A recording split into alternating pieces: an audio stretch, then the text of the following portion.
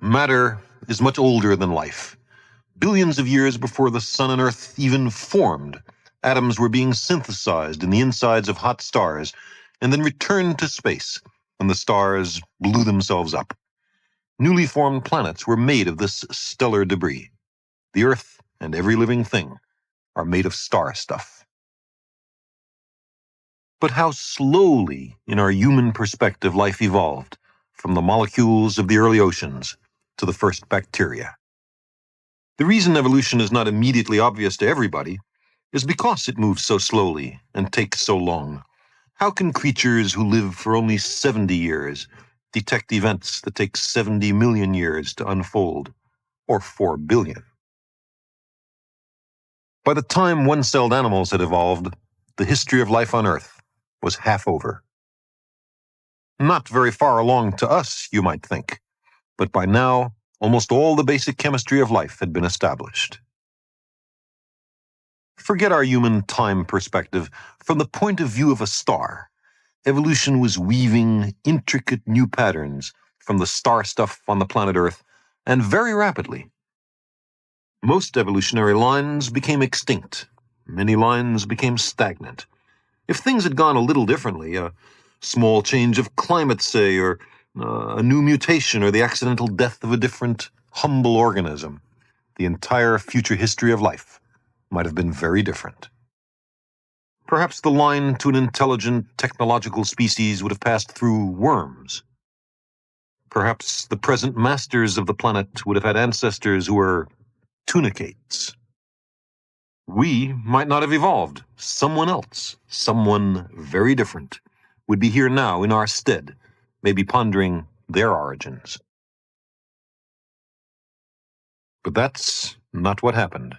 There was a particular sequence of environmental accidents and random mutations in the hereditary material. One particular timeline for life on Earth in this universe.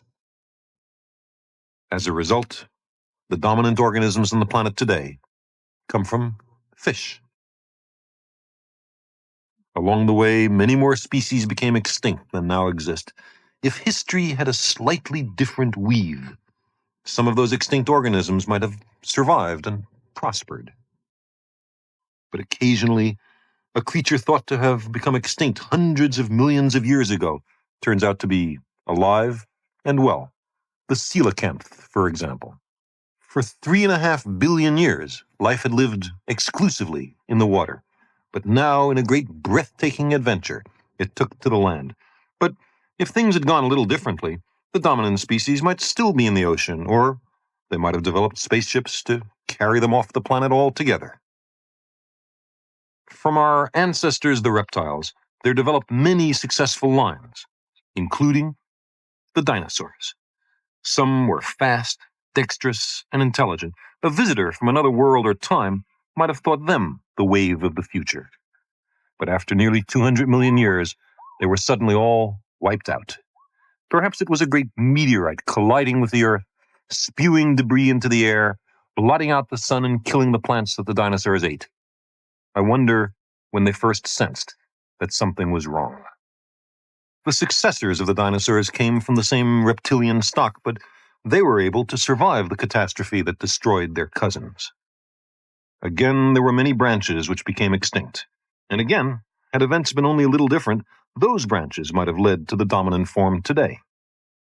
For 40 million years, a visitor would not have been much impressed by these timid little creatures, but they led to all the familiar mammals of today. And that includes the primates. About 20 million years ago, a space-time traveler might have recognized these guys as promising. Bright, quick, agile, sociable, curious. Their ancestors were once atoms made in stars, then simple molecules, single cells, polyps stuck to the ocean floor, fish, amphibians, reptiles, shrews. But then they came down from the trees and stood upright. They grew an enormous brain. They developed culture, invented tools, domesticated fire. They discovered language and writing. They developed agriculture. They built cities and forged metal. And ultimately, They set out for the stars, from which they had come 5 billion years earlier. We are star stuff, which has taken its destiny into its own hands. The loom of time and space works the most astonishing transformations of matter. Our own planet is only a tiny part of the vast cosmic tapestry, a starry fabric of worlds yet untold.